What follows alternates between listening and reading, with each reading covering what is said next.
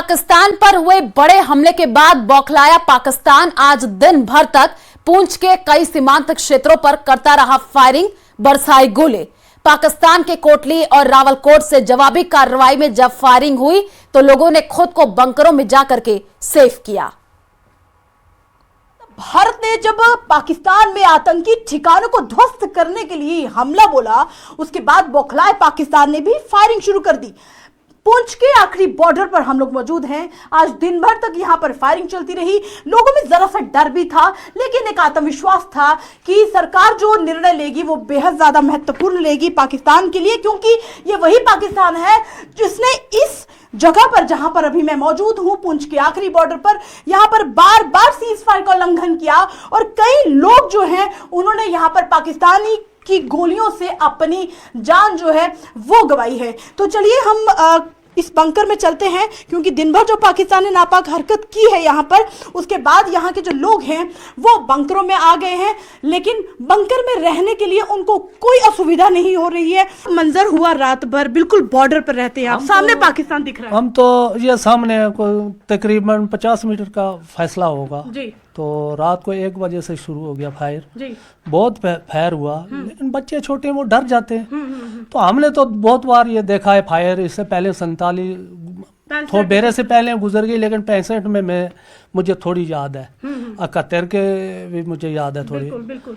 तो आज फिर ये चौथा हमला है, लेकिन हमें तो मालूम है छोटे बच्चे जो है वो डर जाते हैं। तो हमें कोई खौफ नहीं है। तो जब पाकिस्तान से गोलीबारी हुई तो उस टाइम आप बंकरों में आ गए? हाँ, उस टाइम हम घर छोड़ के अंदर आ गए। आज दिन भर भी गोलीबारी पाकिस्तान से चलती रही? बहुत ज्यादा गोली भी चली और गोले भी चले। क्या लगता है ये इतना बड़ा जो कदम भारत ने उठाया था, जो पाकिस्तान में हमला हुआ है, क्या लगता है आपको? बहुत परेशानी थी हमको। 50 बंदा इधर को रिया, शुक्रिया हम गवर्नमेंट का, चलो बंकर मिला था तो हम सुकून के साथ रहा, बच्चा भी बच गया।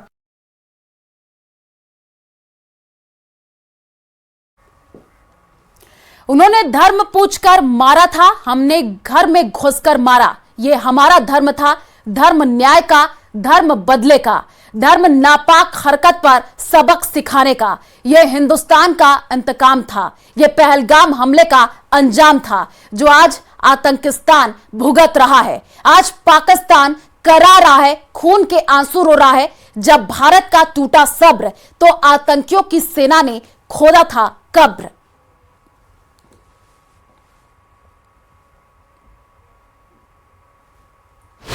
बची खुदी जमीन को भी मिट्टी में मिलाने का समय आ गया है। उनकी कल्पना से भी बड़ी सजा मिलेगी और कल्पना से भी बड़ी सजा दे दी गई। आतंक को पालने वाले पाकिस्तान ने सोचा भी नहीं होगा कि भारत का प्रहार ऐसा होगा कि सब धुआं धुआं हो जाएगा, सब कुछ तबाह हो जाएगा, रह जाएंगे तो सिर्फ बर्बादी के निशान। ये था पहलगाम का अंजाम। एक चुटकी सिंदूर की कीमत क्या होगी, आज इसका अंदाजा पाकिस्तान को लग गया होगा। पाकिस्तान में पनाह ले रहे आतंकियों को लग गया होगा, उनके आकाओं को लग गया होगा, और आतंकियों को संरक्षण दे रही पाकिस्तान की सेना और ISI को लग गया होगा। पहलगाम में आतंकियों ने महिलाओं से उनका सिंदूर छीना था, तो आज भारत ने भी उसी भाषा में जवाब दिया, और ये जवाब था ऑपरेशन सिंदूर, जिसने पाकिस्तान को कर दिया चूर चूर। तुमने धर्म पूछकर मारा था, हमने घर में घुसकर मारा है। हमने हनुमान जी के उस आदर्श का पालन किया है जो उन्होंने अशोक वाटिका उजाड़ते समय किया था। जिन मोहि मारा तिन मोहि मारे। हमने केवल उन्हीं को मारा जिन्होंने हमारे मासूमों को। 6 और 7 मई की रात को 1:05 पर भारत ने पाकिस्तान और POK के 9 आतंकी अड्डों पर हमला शुरू किया और सिर्फ 25 मिनट में बहावलपुर से मुरीदके तक चुन चुन कर मारा। भारतीय फौज ने युद्ध कौशल और शौर्य का ऐसा परिचय दिया कि पाकिस्तानी सेना का हर डिफेंस सिस्टम फेल हो गया और हम उनके घर में घुसकर आतंकियों को मिट्टी में मिला आए और छोड़ आए तबाही के सबूत। बहावलपुर जैश-ए मोहम्मद का हेडक्वार्टर मरकज सुभान अल्लाह तबाह कर दिया। मुरीद के में लश्कर-ए-तैयबा का मुख्यालय मरकज तैयबा उड़ा दिया गया। सर्जल जैश-ए मोहम्मद का अड्डा तेहरा कला ध्वस्त किया गया।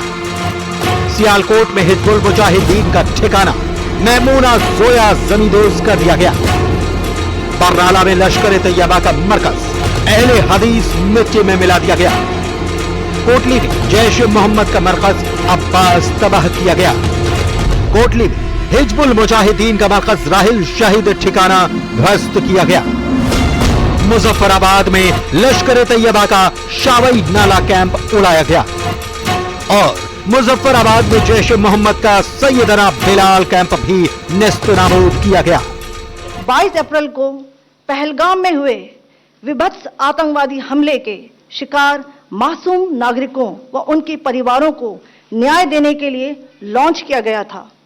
इस कार्रवाई में 9 टेररिस्ट कैंप्स को टारगेट किया गया और पूरी तरह से इसे बर्बाद किया गया। No military establishments were targeted. India has demonstrated considerable restraint in its response.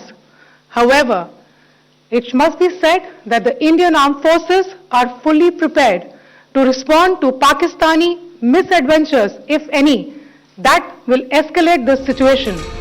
Bharat के इरादे सख्त हैं, सेना के तेवर तल्ख हैं। पूरी दुनिया को साफ संदेश दे दिया गया है कि अगर हिंदुस्तान को छेड़ा जाएगा तो हिंदुस्तान छोड़ेगा नहीं। ये नया भारत है। ये भारत झुकने वाला नहीं है, रुकने वाला नहीं है, थकने वाला नहीं है। चेतावनी पाकिस्तान को भी दे दी गई। दो टूक कह दिया गया कि ये लड़ाई आतंक के खिलाफ है और आतंक के अड्डों को ही निशाना बनाया गया। अगर जवाब में पाकिस्तान ने कोई हिमाकत करने की कोशिश की तो भारत की कार्रवाई विध्वंसक होगी। बारूद की ऐसी बारिश होगी कि मंजर और भी ज्यादा खौफनाक होगा। Bureau report, news 18। 15 दिन बाद भारत ने पहलगाम अटैक का बदला ले लिया है। आपको बता दें कि देश भर में पीएम मोदी की और भारतीय सेना की तारीफ हो रही है। पक्ष हो या विपक्ष, सभी तारीफ कर रहे हैं। इस रिपोर्ट में देखिए ऑपरेशन सिंदूर पर राजनेताओं की प्रतिक्रियाएं।